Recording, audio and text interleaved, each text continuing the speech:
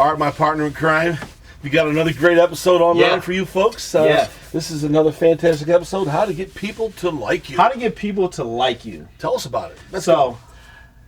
I don't remember the author's name because it was one of the points in time where I was just flying through books and I was just, just tearing books up. But this author, he put out a book. It's called The Friendship Code. And basically it's the blueprint on how to get people to like you. So taking some of the stuff from that book and our personal knowledge, we're going to give you the all-encompassing how to get people to like you, okay? So it starts with proximity. Obviously, you need to be around somebody. If you can physically be around somebody in a non-threatening manner, but just, get on their radar as they're, going through their daily life, that is the first key right there. Yeah, the first thing they have to do is they have to see you. They have to understand that you're okay, and then they can go for the next level. Yes. Seeing you, that nonverbal communication, seeing your body language, that's the first form of communication. So that's the main thing that you want to try to communicate, is to come through in a non-assuming manner, like a non-threatening manner, like have your body language be real loose, not stiff, not walking too fast, and then people are going to they're going to see you at some point, but they're automatically going to say, because of your body language, this person's okay. Yeah, it's a key step, no doubt about it. I mean, you're not going to solve it in one step, but that is the one that breaks the ice. Yeah. And then we take it to frequency. So they've seen you finally, they noticed you, now they have to see you again. That starts the anchoring process. Yeah, it does. I'm sorry interrupting at all. Go ahead. That anchoring process I do every day. I know you do also at your work too. Yes. People they come in because not only is it the product that we're dealing with, but the customer service. They come in to see us. Yes. We entertain them. We let them feel comfortable. I know you do also. And step 2 is equally as important as 1. Yeah, the person has to see you on a continuous basis. They need to be able to recognize you. They need to start forming their own narrative of who you may or may not be in their mind. And they can flush out if you're legit or if you're a phony or whatever it might be too. Yeah. Yeah, it's very key. It's essential. Yeah. After that is duration. So now that they see you, how long do they see you? There needs to be a certain amount of time for these people to see you. So not only can they start forming the narrative, they can actually see your behavioral cues, see you interacting with other people, see you just interacting alone when you think nobody's watching you. And once again, they start to formulate if they can trust you or not. They start to build certain levels of comfort without you even saying a word. So to achieve that, you obviously have to get out. Yeah, and there needs to be a certain amount of time that you are out. Yeah, you have to be in certain type of circles with people, certain areas you frequent. You don't want to be too scarce. Yes. If you frequent in a particular area, they're going to get to know you better. Yes. They're going to know you by your first name and not what you do or what you sell, whatever it is. You can't spread your good charm everywhere too fast because nobody's going to know what you're all about. No. And that's actually a sign that you might be dodging the responsibility aspect of your endurance factor there. What was the term you used? You called it duration. Yeah, you got to actually test that out to make sure that does work. You don't want to be a cipher when you go out into the world. You don't want to be a ghost. You want to be able to, if that's your goal, to meet people, get people to like you, you want to be able to be noticed. You need to recognize, are people noticing me, or are people just looking, seeing me once and looking away? It's strategic. There's a linear approach that we're going to. So it's like you're starting a waltz. You started off very nice, and then we're taking it up, a nice dance. Yeah, the crescendo, as you said earlier, is coming. Yeah. So the next is intensity. So now it's engagement. You walk past, hey, how you doing, buddy? Hey, miss, how you doing? Hey, what's up, sis? How you engage the person, but you are now engaging on a more intense level. You just being in the environment, being in their section, their sector, like you've entered, their frame of thought. You're now in their universe. The time that you spend and how much time that you spend there, now they start to catalog. But the intensity is when the magic happens, because now they get to fully engage you. So it's like, how do you talk to somebody? How do you approach them? What words do you use? Are you listening, or are you just waiting for your time to talk? All of these things, how you gauge it in that first initial meeting, that first 30 seconds is going to be crucial. Without a doubt. Now, the things you talked about earlier, if you don't actually develop those on the opposite side of the coin, meaning like you can develop those for yourself, but you have to be able to gauge the reaction you're getting from every one of these things you're doing also. Yes. Then you can determine exactly simultaneously at the same time. You got to be doing it. Because the elements that are happening in stage 4 are the first time you sort of bring it out of the closet. You're bringing the magic out. You can put the fancy jacket on. You have the confidence to engage with a female or a male, whatever you're into or whatever you want to do. Yeah. And then you'll find out if it works. If it doesn't, don't panic because... Don't panic. You know what I'm saying? Do your Navy SEALs breathing. That's right, and we've touched upon this in one of our previous episodes, How not to panic. Please reference that on our page, please. And could you give me some more information? Unpack some more goodies for me? Yeah, so after you've got that down, so now you're in the engagement stage. So what you want to do first is the mirroring technique. Oh. So... there's a contingent of people that believe in mirror neurons. There's a contingent of people that do not believe in neurons. So I won't get too much into mirror neurons, but I know some people that may be viewing may be like, okay, why didn't he bring that up? So I'm bringing up mirror neurons. So a mirror neuron is a neuron in the brain, like a piece of the cortex, where it automatically, because we're social animals, starts to mimic and replicate and repeat what the other person is doing. Yes. Automatically you not having to think about it. So let's just say we're living in a world where mirror neurons are not a thing, or maybe it's not a habit that you exhibit, consciously. You have, or subconsciously, you have to consciously do this. So to mirror somebody, you want to do this subtly, but you want to start to take on whatever position that they have. Start to mirror their body language. Maybe start to mirror some of the words that they use, some of the phrases. And what that does is it builds up comfort. It starts to change the narrative in that person's mind, and the conversation says, this person, is sitting like me. This person is talking like me. They must be like me. So I can trust this because I know who I am. So now I start to know more who this person is. And, just letting you know, the mirroring does not have to be genuine for it to be effective. That's interesting, too. So you may not... So you're acting a little bit. Yeah, so you are acting, because this is how to get people to like you, and...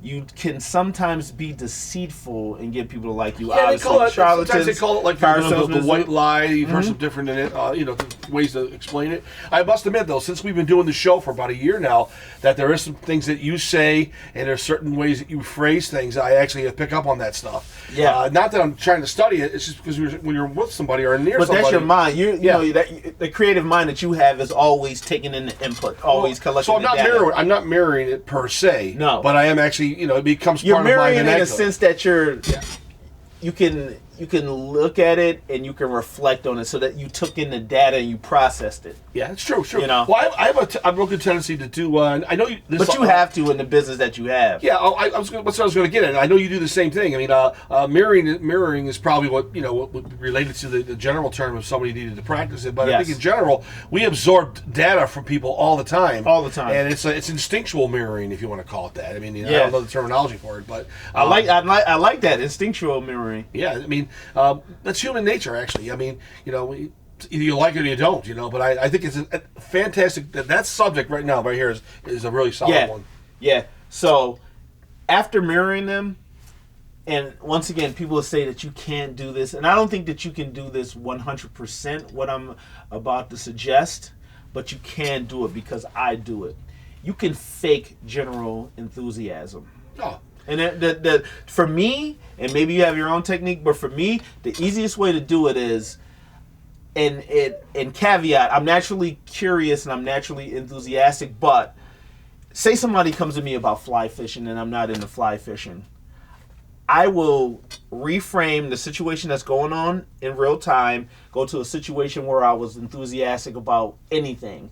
Going to see an Avengers movie with you, going to a play by myself, hanging out with Ruthie, on her floor eating Chinese food, and I will refill all of those emotions, get that enthusiasm, and display it for the person that's right in front of me. That's why you like to do it? So they're like, oh shit, this dude's really enthusiastic about what I say. So now I'm going to say more, and I'm going to open up more, and now I like this person more because, like Freud said, with the ego, like the ego has to be pleased, the ego has to be tamed, the ego has to be supplicated to. So when somebody's like very interested in what you have to say, you automatically feel that you're going to like this person more because they're giving you what you want in the ego. Exactly. And that goes vice versa for both people in that situation, because the thing is, let's take fly fishing for an example. As you Fly fishing. A good customer friend of ours named Bill. Shout out to Bill. Real good guy. He's an expert. He makes the little flies and he paints them. He's got a little That's dope. area he does that. And he talks to me about it once in a while in the store. He likes to fish. Okay. Throws the fish back.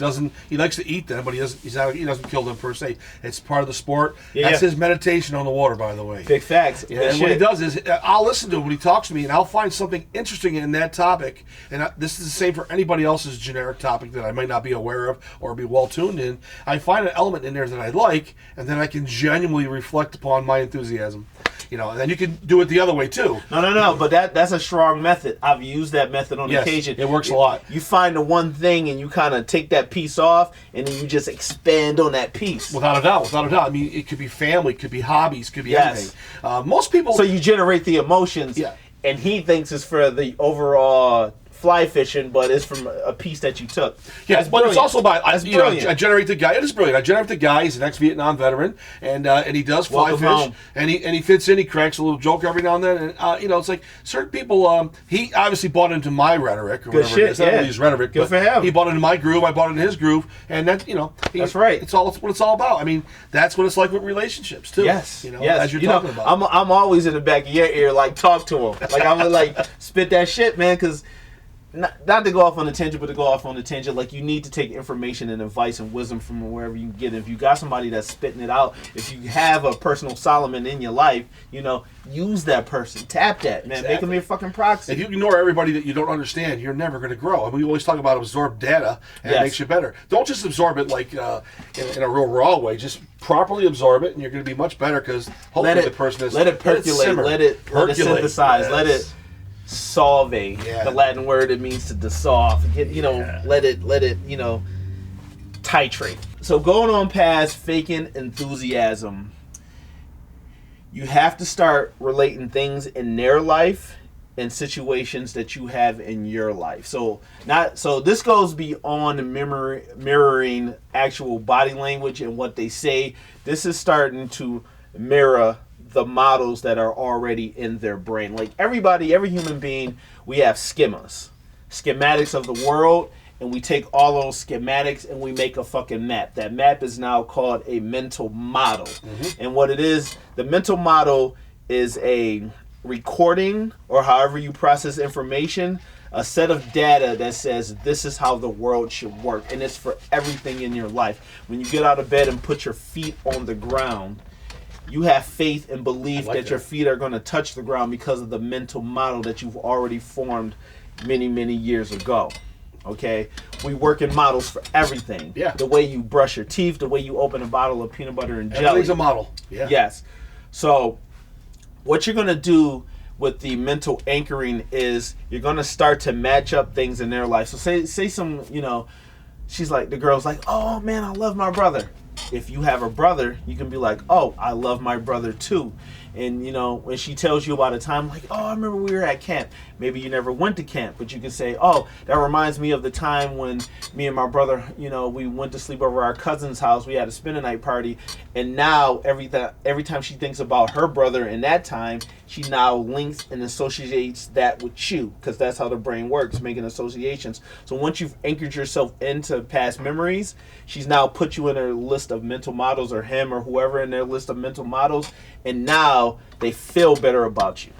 Yeah, if you can't bring that, I might drop it all over this bitch today. Dude, so basically, in essence, what you're saying is you got to have a good cloud atlas if you're going to get anywhere in life. Yes. Oh, nice name drop, bro. Talking about that 2 days ago. That's some heavy shit, man. No. That is amazing. Yeah, and the thing is, people like... I'm going to have to fucking pay you to be my friend or something. people always come to me like, that's too much to think about. It really isn't, though. It's not. If you're an adult, you've had a lifetime of experience. You have it all in you already. So all you do is match up. Yeah. Did you ride bikes with your friends? Tell her about the time you rode bikes with your friends. Done. Yeah. And now she associates. You're clumped in because that's how memory works. Yeah, think about it. Here, a lot of people do it on an everyday basis and don't even realize it. When they go to like Match.com and all these type of different things, they're matching you up also. Yeah, they're doing looking for work the commonalities. Yeah, it's there, baby. You know what I'm saying? But you can do it yourself. Of course. Yeah. Phenomenal. And like I said, and it's not. I'm putting this in the dating context, but it's in a real world all around. No, context. it fits perfectly in there. You do this with everybody, and I know some people are going to be like, "This sounds a little shady." It's not. Why is it shady? It's not shady at all, I don't think. Because it's the world that we live in. It's the times that we live in where everybody's got to pick apart everything. Sure. It's not just, all burn bright and, clean as a whistle. They're going to find something. Everybody's got feet of clay and they're just like, oh, boom, start throwing mud. But, like I said, if you want to get someone to like you, that is the wheelhouse, the diagram, the schematic. That's what you need really there. Everything. Yeah, and if you go through all these 6 or 7 segments you've just suggested and you follow them correctly and use them as a regular everyday type of practice, you're doing fine, man. You're doing good. People are going to like you. That's it. Yeah. We just dropped everything right there. There's nothing else we need to say unless you got any closing thoughts. No, I say give it a shot, play around with it, and adapt to your needs and whatever it might be, and you'll be surprised how easy it is to do. Some people don't even need to go to the final distance here. You can modify anything. And obviously some people are doing some of these things already. Yeah. But this, like I said, I wanted to lay down concise and just give it to the people. Well, you absolutely did a fantastic job, and I thank you very much for a real good episode, brother. Keep the good work up. Boys. Out.